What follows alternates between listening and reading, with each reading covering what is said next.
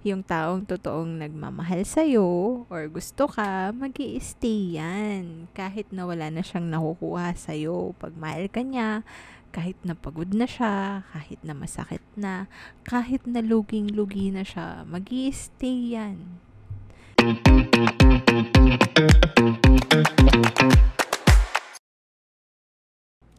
Hi guys, welcome to another episode of Random Talks. My name is Rain, and I'm your host, and this is the podcast where we talk about random stories that we find mostly on Reddit, but also on the other parts of the internet. Let's jump right into the topic, which is money and relationship. These are posts where na-involve or naging problema ang pera in the relationship.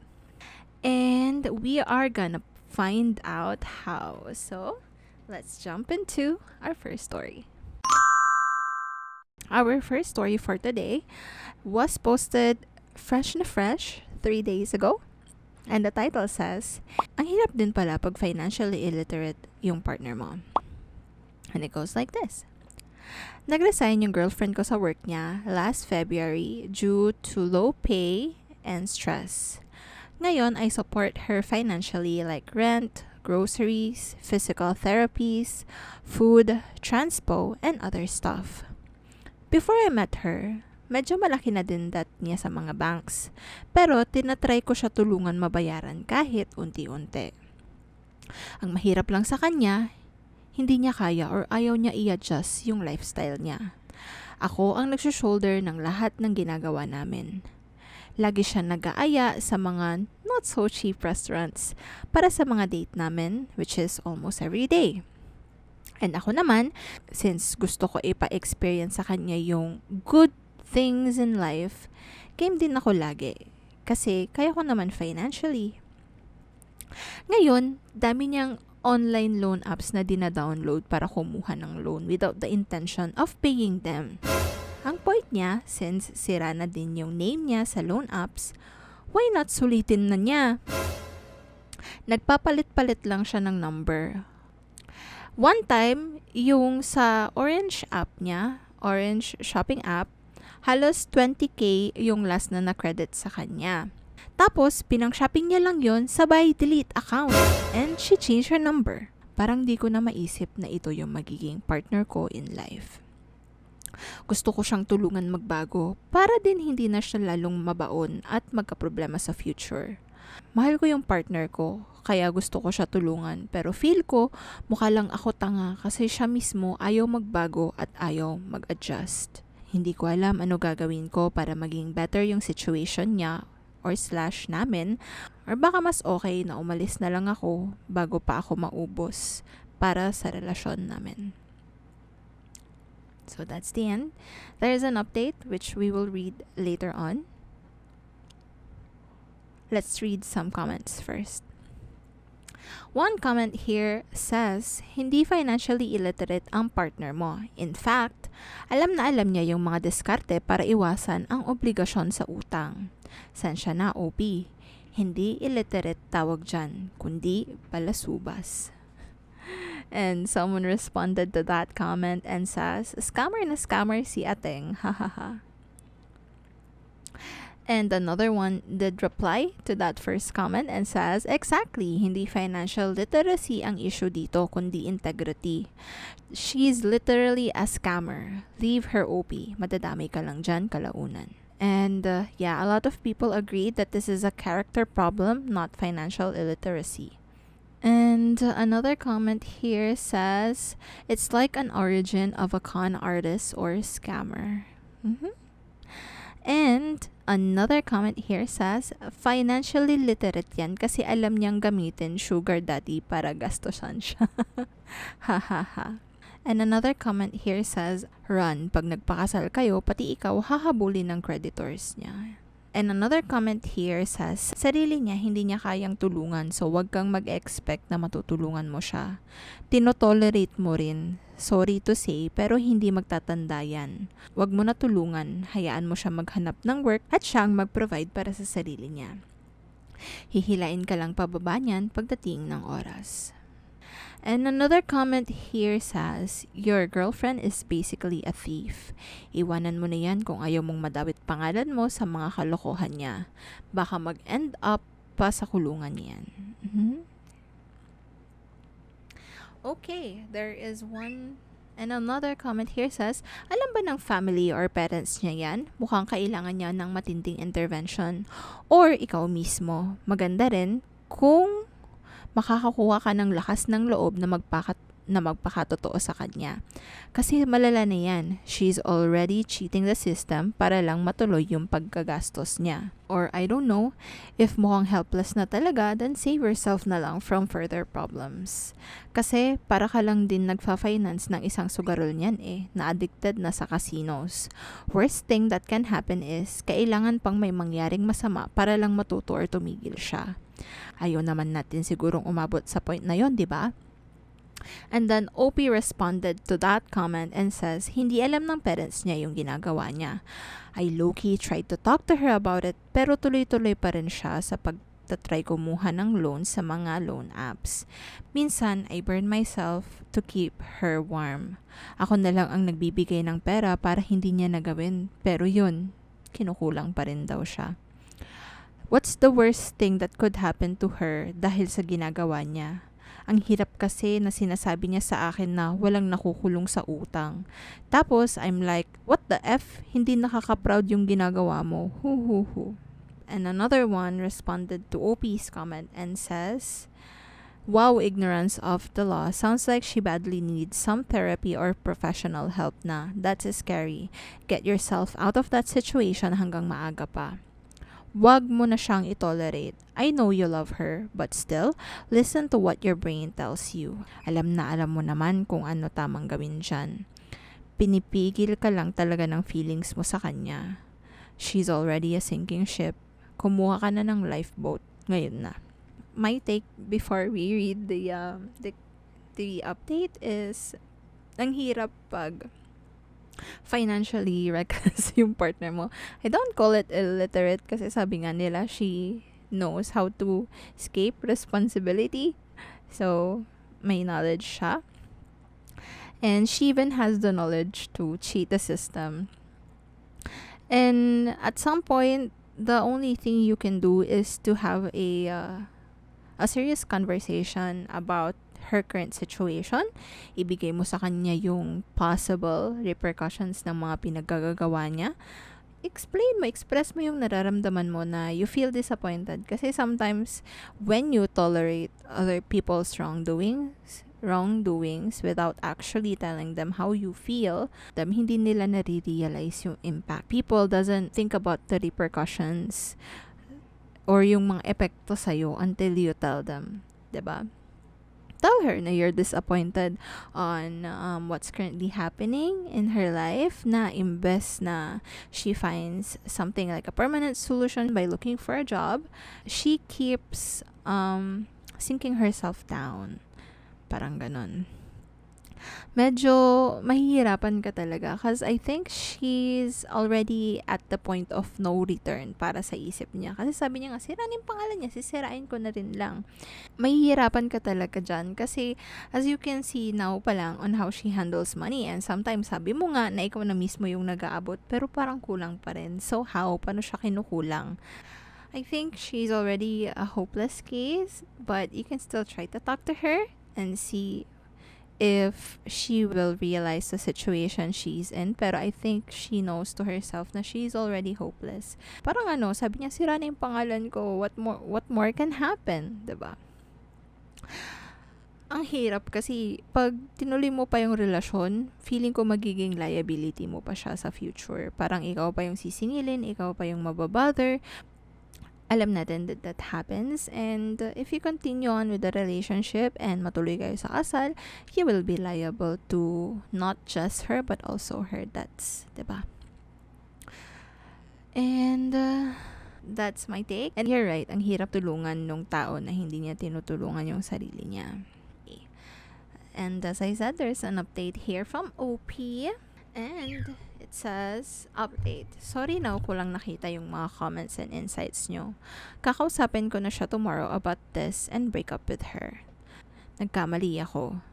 Since mahal ko siya, naging enabler ako. Tama kayong lahat. Hindi ko nahahayaan na pati ako maisama niya sa paglubog niya dahil sa mga ginagawa niya.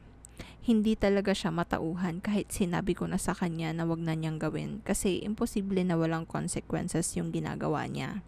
Last night, mukhang may mga apps na naman siya na naloko para naman daw sa rent and utilities niya. Mainit pa yung ulo kasi maliit na lang daw yung na-approve sa kanya. Maraming salamat sa inyo. There you go. At least gising naman na si OP kasi he really wants to help. Yun nga lang. Help should start with her, not with you. And help should mean you encouraging her to find a job rather than giving her the money yourself. So yun, or bigyan mo siya ng means para makapag-jumpstart. Like maybe looking for possible online skills na pwede niyang matutunan. Coaching. Ganon, kung ano man yung kailangan niya. Or mga pang documents. Those are the help that you can do. Sabi nga nila, diba? If you give someone a fish, you can feed them for a day. But if you teach them how to fish, you can feed them for a lifetime. Anyway, let's move on to our next story. And this was posted 4 months ago. And the title says, napikon ako sa BF ko dahil sa gift niyang earphones from Miniso. Nakakagigil lang na nag-effort ako nang magbigay ng gift na magugustuhan niya, yet pagdating sa akin, tinitipid niya ako. On our way to our first anniversary. Pero marami nang nangyari before that. My BF is a gamer. Dami na niyang ginagastusan like Pokemon cards at kung ano-ano sa Valorant.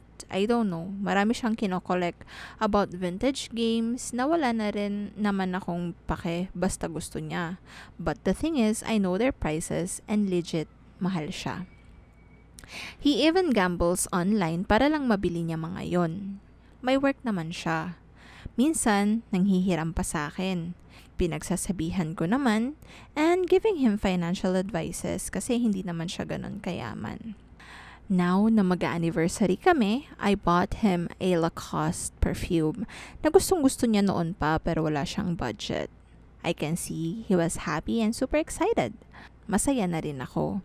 Pero as a GF, I am expecting something na mabibigay niya yung somehow pang-anniversary naman. Kasi if kaya naman niyang gumastos ng 7 to 8K para sa mga luho niya, what more naman sa GF, 'di ba? Hindi ako nag-expect ng sobrang mahal, but at least something na nakaka-touch naman, 'di ba? And effort. Flowers lang okay na ako eh. Ha ha ha ha ha. Binigyan ako ng king inang tig 300 pesos na earphone ng Miniso. Mali pa yung cord since I'm using iOS. Sabi ko, seryoso na ba to? Ano to, pang-exchange gift? Bakit pag ibang bagay kaya mo, sa akin hindi? Pinawi ko yung Lacoste sa sobrang inis ko. Mukha ko di maipinta that time. Gusto ko maiyak. I'm sorry if I'm being petty pero lakas magsugal pero walang pambili kahit bulaklak lang. To be honest, hindi magandang anniversary to for me. Gusto ko na makipag-break. Again, there's an update here which I will read. She kind of answered some questions.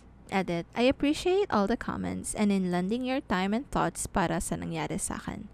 To answer some questions, 1. Bakit ako nag-i-stay? Before naging kami, we were good friends. Nagkakasundo kami sa lahat. His family loves me. Iyon ang mahirap iwan. I know nagagamble talaga siya ever since, but I didn't know na ganun kalala. Halos mawawalan na siya ng pera. Ilang beses ko na siya pinagsabihan, but we always end up fighting. Even to our dates, ako madalas gumagastos. Right now, I'm trying to execute how to properly break up with him. Gusto ko nga, i-ghost ko na lang. Number 2, it's the thought that counts. Yes, it's true. Like what I said, di naman ako naghahangad ng super mahal. Pero I think I deserve something na may touch of effort. Yung somewhat may reason behind that gift. Number 3, reaction ni BF. He said sorry dahil marami daw siya expenses these past few weeks. Di ko rin alam ano pinagkakagastusan niya. However, he got annoyed din, especially after ko binawi yung perfume. Di ko man lang daw na-appreciate yung gift.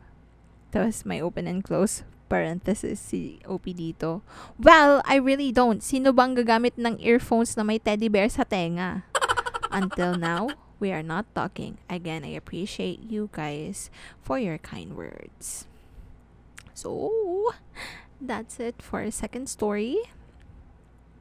Let's read some comments muna. The top comment here says the main point of OP is that the gift wasn't well thought out for her. It's like being given a consolation prize. Her boyfriend should know her likes, and it's basic to try to understand your partner's love language. If the guy gave a letter and a single rose, OP probably would have been very appreciative.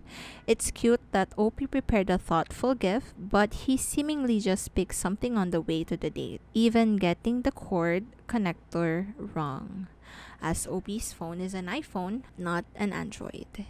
Yun, exactly. It's not about, sinabi naman ni OP, diba? It's not about the presyo. Gusto niya lang yung napag-isipan naman daw na may konting effort.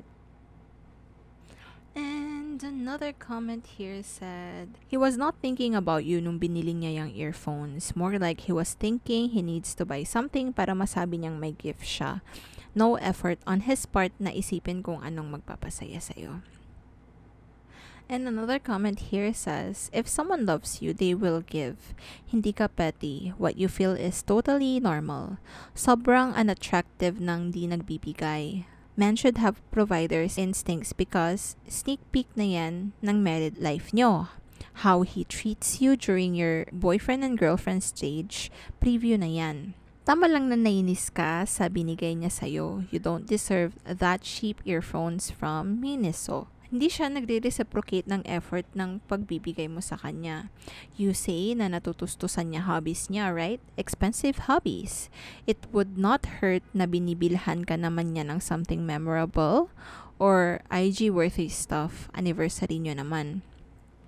For me, kahit hindi yan mamahalin, pero pag nakita mong pinag-isipan, tsaka pinag-effortan, kikiligin ka talaga eh.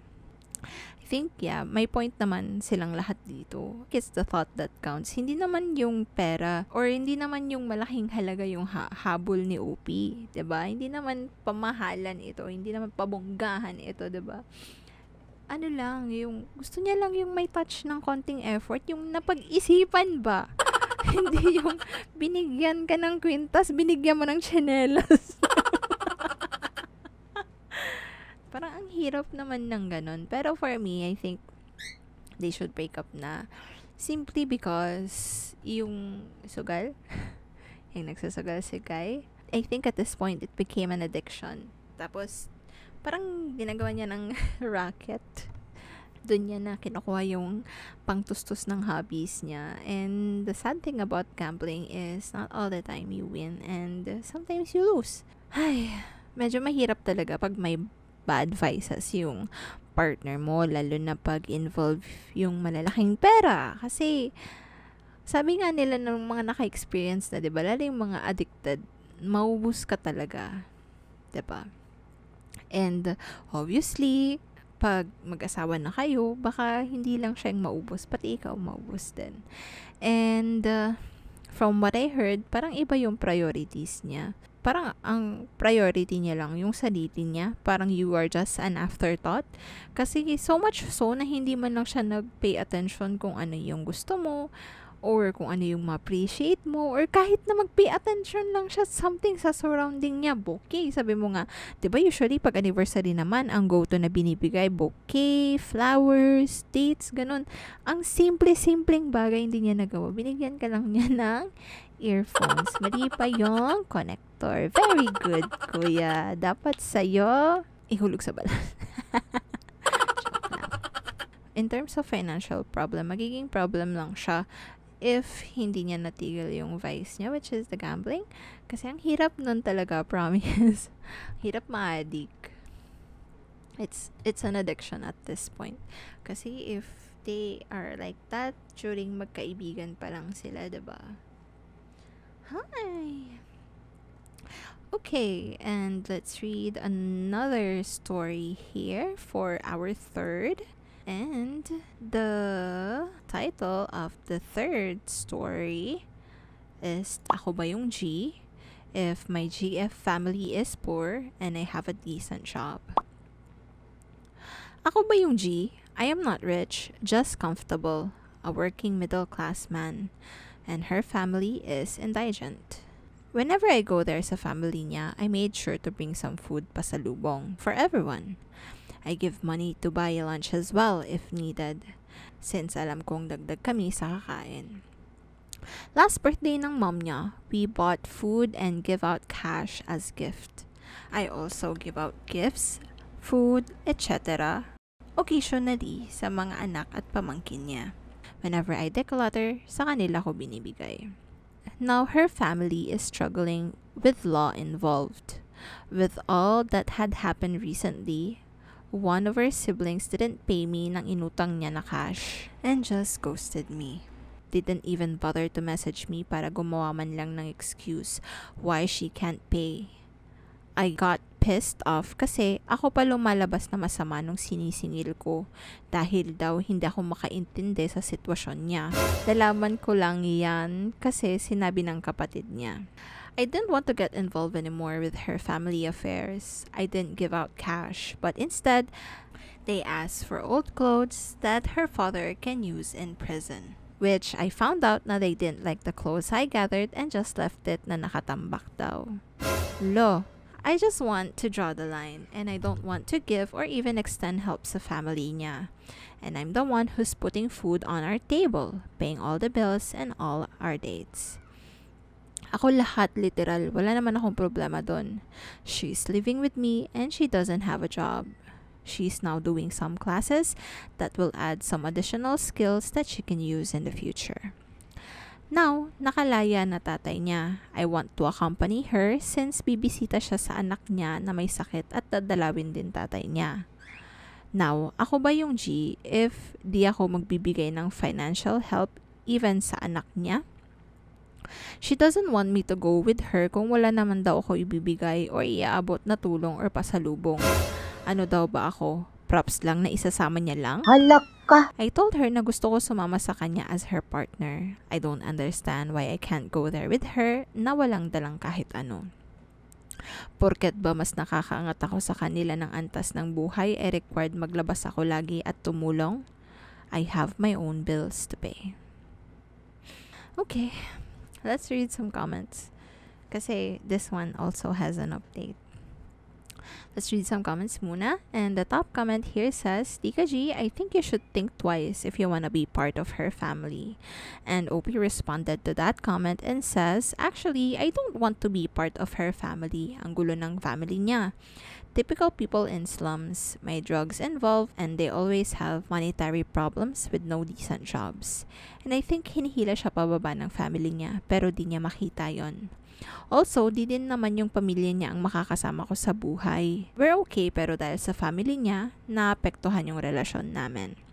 Last time we talked, di ko daw need maging involved sa family niya, pero I didn't think na maririnig ko sa kanya yung mga sinasabi niya kaya napaisip ako. Akala ko okay lang na di ako mag-extend ng help. And someone responded to that comment and says, personally, kung ako man yung nasa sitwasyon ng partner mo at ganyan ka, makikipag-break na ako sa'yo. Nakakahiya kasi sa'yo eh. Parang hindi mo deserve yung treatment ng family ko sa'yo kahit na ang bait mo sa kanila nung una. Exactly. And OP again responded to that comment. Sabi niya, feeling ata ng family niya porket nakikita nila na lagi kaming kumakain sa labas at nagta-travel, dapat kasama sila sa budgeting ko. They keep on asking ng pera sa GF ko knowing na jobless naman siya. They are able-bodied. I don't understand bakit di sila magtrabaho ng marangal at umiwas sa bisyo at sugal para mapagkasya sa araw-araw yung pera nila. And another comment here says, Tika G, obvious naman na ginagamit ka ng jowa mo. Ayaw ka pa samahin kasi wala kang dala. What the fuck is that? You've been giving her everything despite her being jobless. Just leave. Ang dami pang babaeng walang sabit. And another comment here says, bro, run as fast as you can. Why are you still sticking with your current girlfriend knowing that her family background is messy as f***? Would you want to be associated with those kinds of people? I don't know about you, but if I were in your position, I'll never be with someone na ganyan, na single mom and magulo ang background ng pamilya at ex-con pa ang tatay. And then OP responded to that comment and says, I don't want to be associated with those kinds of people, to be honest. But I believe there's good in every people. Kaso they keep on proving me wrong. Lol. No matter what her background was naman, it doesn't make her less of a person. Depende yan sa tatahakin na landas. Iba naman siya from her family. It's just that at times yung mga lumalabas sa bibig niya, it got me thinking what her real intentions are. And for the last comment, it says, wow, nagulat ako sa sinabi niya, bakit ka pa sasama if wala ka namang ibibigay? I know you must love her very much, but make sure you think hard if you're planning to push the relationship forward. Since alam mo naman na kapag committed long-time relationship na kayo, you are somehow expected to support her child.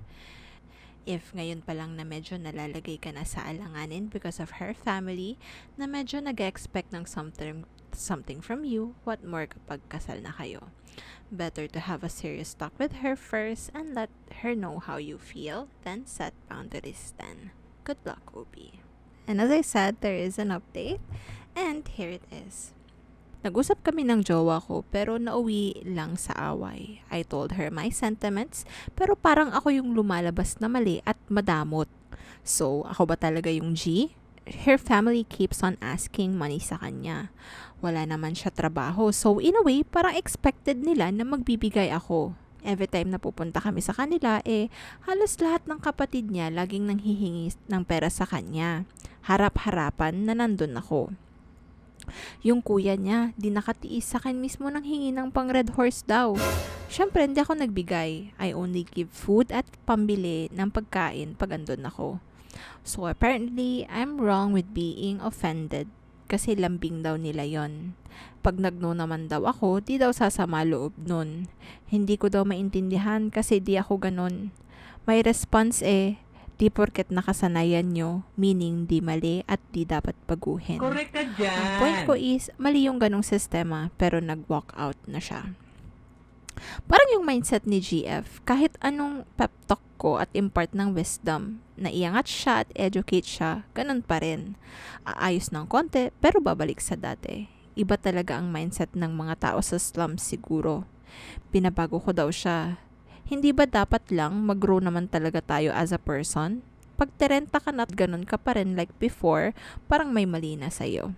Kahit anong gawin ko when it comes to her family, lagi niyang binibigyan ng excuse. Kahit mga adik pa yan at tambay lang, panay utang, inom at sugal. Mga tama pa rin ginagawa sa buhay sa mata niya. Kasi naging ganun din siya before or napagdaanan din niya, something like that. So, ang tanong ko, ako ba yung G? Am I being high and mighty or may point naman ako?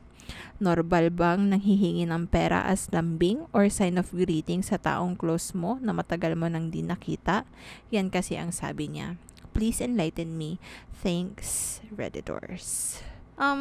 At this point, I think ginagaslight na siya ni girlfriend para makapagbigay lang ng pera. Kasi okay, in terms of normal ba na manghingi ng pera as a greeting or lambing sa taong close mo na matagal mo nang hindi nakita? Hindi po, nakakahiya po yun. Diba? Siguro lambing on some other couples kasi magkakaiba naman ang culture ng bawat relationship sa atin. Some, yung lambing nila is physical touch. Some, yung lambing nila is quality time. Ganon. Some, yung lambing nila is serving their loved one, diba? So, magkakaiba naman talaga tayo ng love language. Magkakaiba yung culture. Yung iba, naglalambing talaga. Pero, what I can say is, hindi normal yun, lalo na sa tao na hindi mo nakikita ng madalas. I think you should break up na. Kasi, kinagaslight ka na. You've become so generous, so much so, na they thought, including your girlfriend, na you shouldn't say no. Sabi nga, pag nag-no ka naman, hindi sasama yung loob, which I doubt.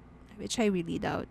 Kasi siya nga sumasama ng loob, diba? Nung wala siyang dala, tapos gustong sumama ni OP para lang sana, moral support, emotional support, just to be there. Makita na kasama yung partner. Sabi niya, ba't ka pa pupunta? Wala ka naman dala. Halak ka.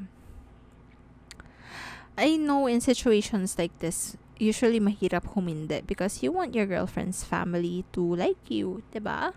Pero ang hirap na magugustuhan ka din lang nila because of what you can provide. And in this case, it's money. Ang hirap kasi what if you don't have anything else to give na? If you don't have money to give, do you think they would still like you? Sa tingin mo, papansinin ka pa ba nila? Lalambingin ka pa ba nila? Diba?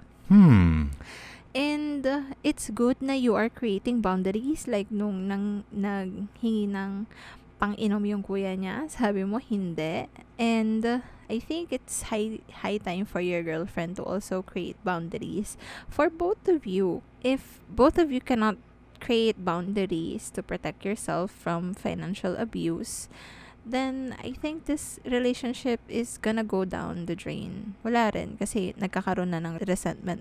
I think it's about time to end your relationship. Tika G, if you have a more decent life or a more comfortable life, and I think you've been doing your part naman because you've been providing for the girlfriend here.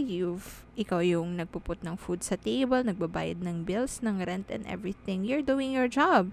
It's just a question of dun sa family niya, diba? Dun siya nagda-doubt. And ang hirap because she's not making or creating boundaries to protect you. Kung hindi mo kayang mag-create ng boundaries, makipaghiwalay ka na lang. Kasi nakakahiya yung ganito. Nakakahiya talaga yung ganito na yung family mo, yung mag-a-abuse sa jowa mo. Jowa pa lang hindi pa asawa. So yeah, if you can create boundaries, I think it would be better to leave kasi mauubos ka lang dito or eventually mapapagod ka and magbibuild sila ng resentment on you saying no and ang ending maghihiwalay din lang kayo, diba? I guess that's it for our story. I have one more here. For our last story here, the title says, Ang babaw, nakablock na ako. 35 male have been seeing this girl, 37 female, for quite some time now. She has a very strong personality, which I like about her. Pero aminado siyang bitch siya. Since the beginning of our dates, wala siyang ginastos ni isang sentimo. Kahit man lang sa parking fee or barya sa mga backer ng sasakyan. Araw-araw, hingi ng pera para sa basic needs and wants niya. Pagkain, tubig, Shopee, Lazada. Ni wala akong nakukuhang lambing sa kanya. Minsan, ang masama pa, pag may gusto siyang orderin sa Grab, pag chinek ko yung price, mas mahal pa yung hinihingi niya. Both of us were from an extremely toxic relationship. Iniiwasan namin dalawa yun sa isa't isa. So, I learned, adopted, and adjusted to this girl. Ang pinakaayaw niya sa isang lalaki, yung biglang sasabihin sa kanya na, I provided you this. In short, panunumbat. I mean, come on. It is her defense mechanism na nahingi siya ng hingi. Pero, bawal ba manumbat? Maintindihan ko yung bawal manumbat or maintindihan ko na mali manumbat kung hindi niya hiningi. However, so far, wala namang toxicity nangyayari at zero incident ako because I did learn. Pwede na! Not until the past few days, medyo napuno na ako. Nanghingi na naman siya ng pera. Pero sabi ko, later na lang muna. Later ako ng later. Please siya ng please. Ang akin lang, gusto ko muna pag-isipan. Pero ang kanya, naghihintay siya ng sagot ko. All I have to do lang naman daw is say no kung no. Maintindihan niya and she will respect that. I said okay. But her message is a bit condescending. Same incident happened last night. She asked for pizza and gave me the amount. I didn't reply. She said na kung ayoko, sabihin ko lang daw no. She said that I proved that silence means no. Her text was a bit harsh and condescending. Kaya hindi na ako nag-reply. I didn't text her for a day. Then I found out that I'm already blocked on Facebook. Sa IG, my account is inactive but I am a follower, so she cannot block me if my account is inactive. I reactivated my IG and saw her post. Kumain siya ng unlimited steak. Nagpasalon pa siya with caption, "Know your worth. Make it clear how you want to be treated." Parang tinamaan ako. All I think about is that baka meron siya ulit na lokong lalaki kaya nakakain sa labas at nakapagpasalon. I'm a bit disappointed that she didn't even invite me. Halak ka. I mean, malamang ako na naman ang gagastos pag isasama ako pero no invite. Matutuwa rin ako kung siya gagastos for the very first time. Kuya naman eh.